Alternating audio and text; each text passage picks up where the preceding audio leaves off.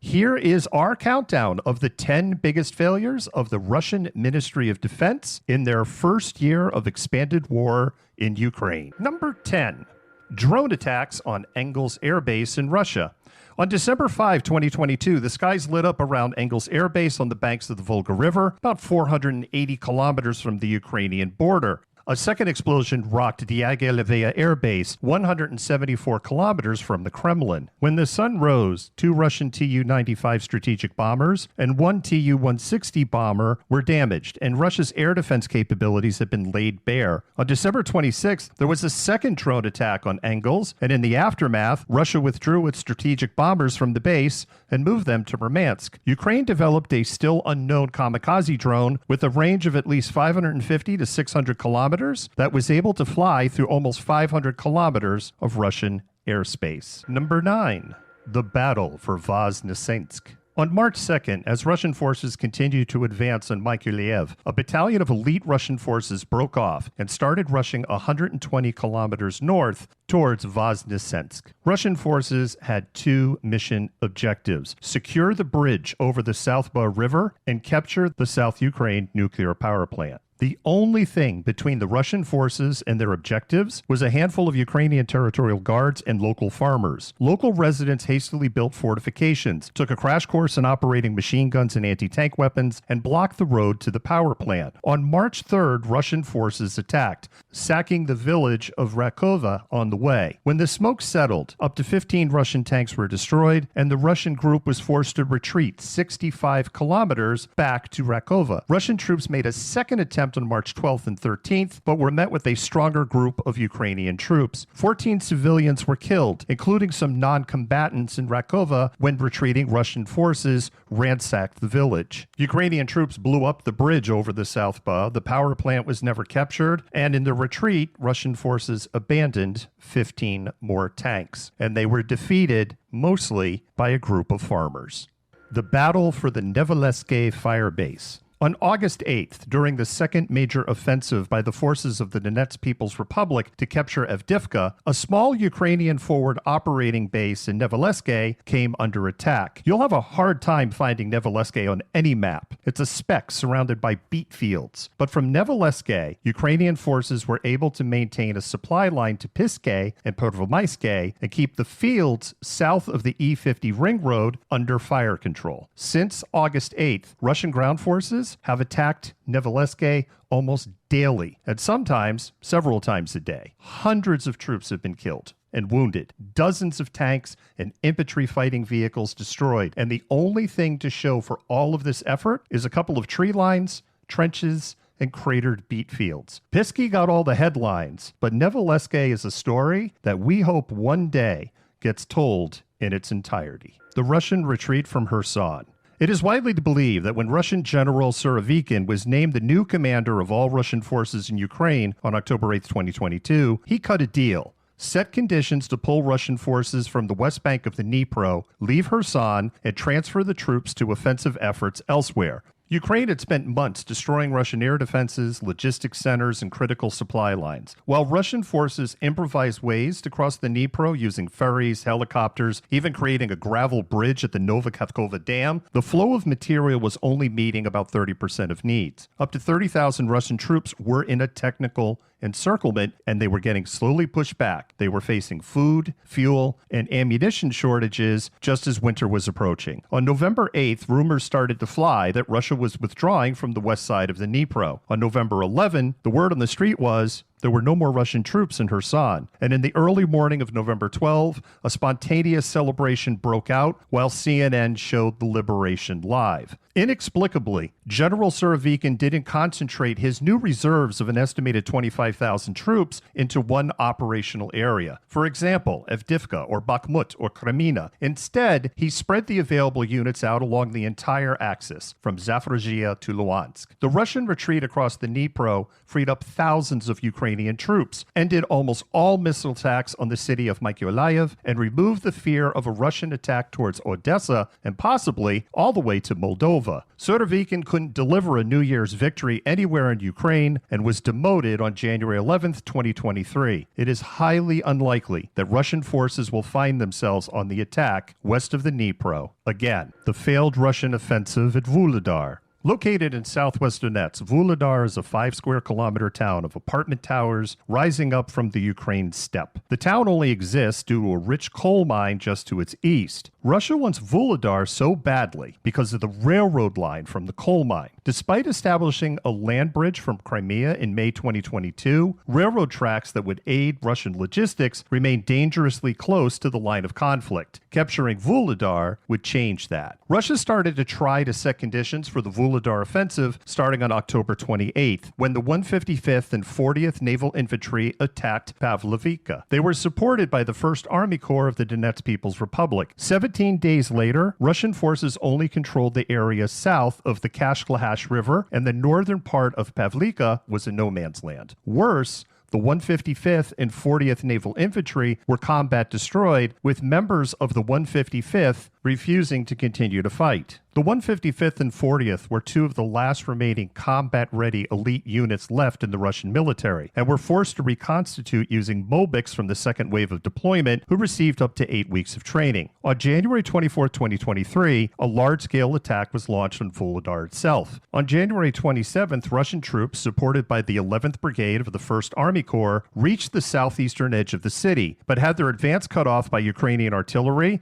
and lacked the combat power to hold their positions, and it all went downhill from there. Over the span of a month, pictures and videos confirm that over 100 Russian tanks and infantry fighting vehicles have been destroyed or abandoned. Multiple videos showed Russian armored vehicles blundering into minefields, being abandoned by their crews, clustering together when coming under artillery fire, and in one case, running over their own troops. The 155th and 40th Naval Infantry Brigades are combat destroyed again, along with the 11th Brigade of the 1st Army Corps, which had their headquarters destroyed in a HIMARS attack. On February 19th, a drone video showed a platoon of Russian troops attacking the dachas north of the Kashlykash River with no artillery or armor support, and some of the Russian soldiers appear to be completely unarmed. The failure at Vuhledar revealed that the additional training of Russian Mobics didn't make any difference in their fighting ability. The loss of over 100 armored vehicles happened at a time when Russia is struggling to provide enough armor support for their troops fighting in Ukraine.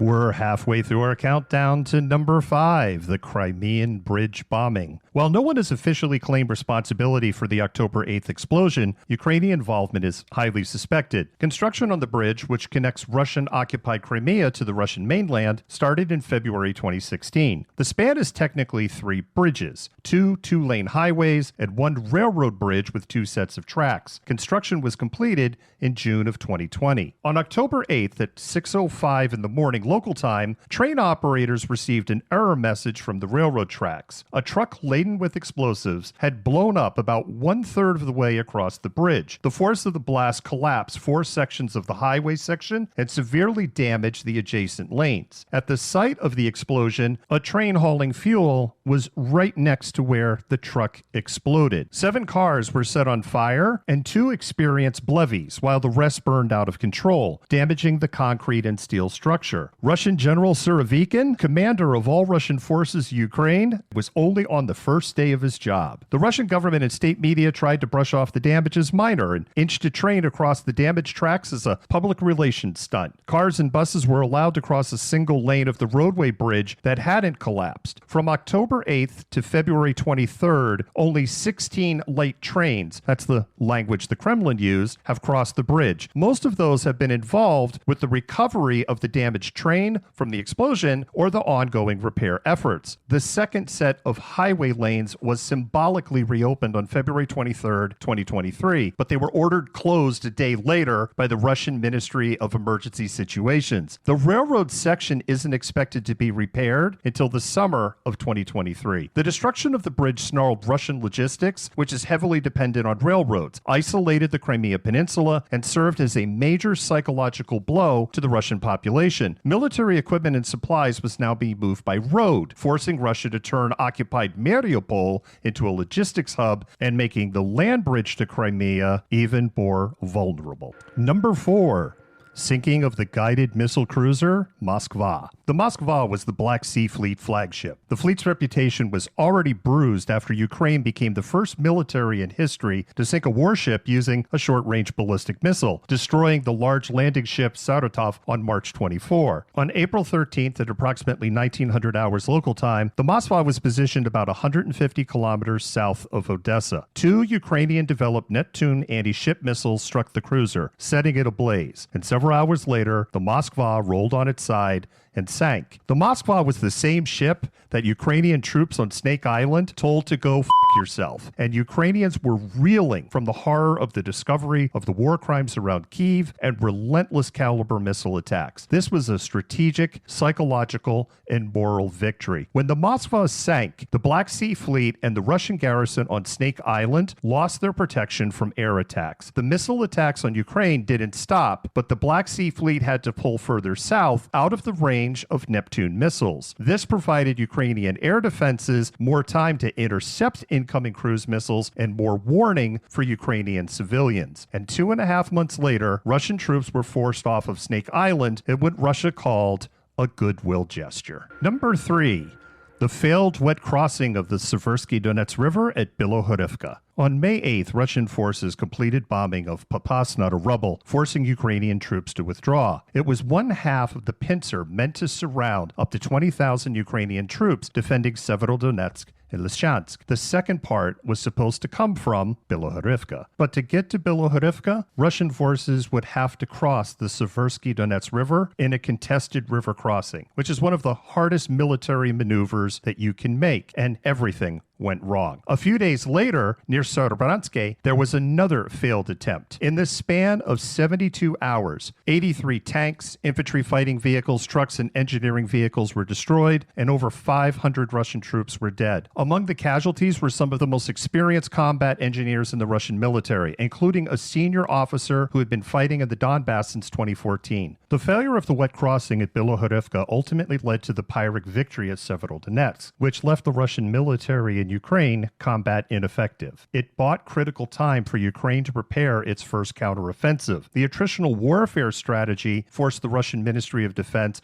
to withdraw units around Izum to reinforce the advance on Severodonetsk. The echoes from the failure at Bilohorivka continue to this day. The Russian need for partial mobilization, the Kharkiv counteroffensive, and Russia's shortage, relatively speaking, of artillery ammunition can be partially traced back, one way or another, to the failed wet crossing at Bilohorivka. The Kharkiv counteroffensive. It was the most decisive armored victory since 1991, and the type of advance many military leaders said would never happen again after Desert Storm in Iraq. In the span of 9 days, Ukrainian forces liberated over 500 cities, towns, and villages, spread across more than 11,000 square kilometers of territory, and forced Russian troops to the east bank of the Oskil River. Setting conditions for the counteroffensive started in May 2022, when Ukraine received its first NATO-provided M777 155mm howitzers, and they put them to use, harassing Russian supply lines. Starting in June, Ukrainian Special Operation Forces and DRG units were attacking Russian troops in the forests west of Izum. The situation was so bad that Russian forces started calling the region Sherwood Forest, and they were playing the role of the Sheriff of Nottingham. By mid-August, the situation for Russian troops in eastern Kharkiv was becoming critical. The supply lines west of the Oskil were almost unusable, and Russian units that were drawn down to fight in Severodonetsk were combat destroyed and rotated out of Ukraine. Ammunition was running low due to the endless supply interdiction, and Ukrainian forces were pushing the line of conflict closer and closer to Izum. Russian positions in the city were shelled on August 18th, and over the next 10 days, Russian forces launched a weak and localized counteroffensive south of Izum, exhausting what little combat strength they had left. On September 6th, Ukraine launched a surprise attack across a broad front involving up to 50,000 troops of mechanized infantry and tanks, supported by a second and third echelon of reserves, artillery, and air defense. On the first day, Ukrainian forces had moved more than 20 kilometers. Russian military leaders ordered the Air Force to provide close air support to try and slow the Ukrainian advance. Russian pilots mistook retreating Russian units as advancing Ukrainian forces, causing multiple friendly fire incidents. And over the next 48 hours, Russia would lose at least 10 aircraft to Ukrainian air defenses. On September 13th, just 8 days after the surprise attack started, Ukrainian forces had advanced 90 kilometers in some places, and there were no more Russian troops west of the Oskil River. It was a stunning rout. Before we reveal the number one pick of our countdown of the 10 biggest failures of the Russian Ministry of Defense in the first year of the war in Ukraine, here are some honorable, or would those be dishonorable, mentions from our subscribers. The first one, the Russian mobilization effort and the problems of training, equipping, paying, and supplying 218,000 forced conscripts. After 5 months since the first Mobics arrived in Ukraine, they've only served to stabilize Russian defensive lines and have not dramatically changed the battlefield. The next one that came up was operational security, or the complete lack of Russian operational security. There have been countless attacks on Russian barracks, ammunition depots, command posts, logistics centers, repair bases, and even soldiers doing TikTok live streams. The first Russian general killed died because he used an unsecured landline phone and revealed his location. And the third one is the air war over Ukraine. After a year, Russia was unable to establish air superiority. Making the situation worse, the campaign to destroy Ukraine's energy infrastructure rallied the world to provide modern air defense systems, turning Ukraine into one of the most air defense-dense places on the planet. After a year of war, the tiny Ukrainian Air Force has held Russia to air parity. All right, we're to number one. The failed Russian offensive on Kyiv. We didn't have this as our number one pick. It was in third place, but we won't argue that this belongs at the top. 1 year ago today was a pivotal moment. It is the day Ukrainian President Zelensky told the United States State Department, "The fight is here. I need ammunition, not a ride." It is also the day the Russian Ministry of Defense announced they were not going to capture Chernihiv as part of the Kyiv offensive and would bypass the city. At that moment, I looked at the map and I personally thought, if the Russian supply line along the west bank of the Dnipro to Hostomel becomes a problem, Russia's plan isn't going to work. Russian commanders wanted to avoid the P-69 highway that goes from Chernihiv to Kyiv, instead choosing to create an overextended supply line from Sumy to the Kyiv suburbs. By March 15th, Russia's offensive had ground to a halt. On March 22nd, Ukraine launched the first of a series of counteroffensives, east and west of Kyiv. A 60-kilometer-long convoy of Russian troops and equipment extending from Belarus to the outskirts of the city was being pulled apart by drone strikes, special forces units, and hit-and-run attacks. The contingent of up to 170,000 Russian troops was unprepared for weeks of fighting and lacked cold weather gear, food, fuel, and enough ammunition for a sustained attack. On March 27th, between 5,000 to 10,000 Russian troops were in a salient at Hostomel and were at risk of being encircled. And on the same day, Ukrainian forces liberated Irpin. On March 29th, the Russian Ministry of Defense declared that all objectives had been achieved around Kyiv and that their forces were withdrawing. On April 4th, the last organized Russian unit crossed the Ukraine-Belarus border. Ukraine had conducted its defense of Kyiv with little Western assistance, but more importantly, the illusion that Russia was the second most powerful military in the world had been shattered permanently. The NATO alliance, which was forming significant cracks itself, was reinvigorated, and European nations became motivated to review their national defense plans and commitment to the alliance. Ukrainian President Zelensky was transformed from comedian to statesman, and the resolve of the Ukrainian people became an inspiration for people around the world.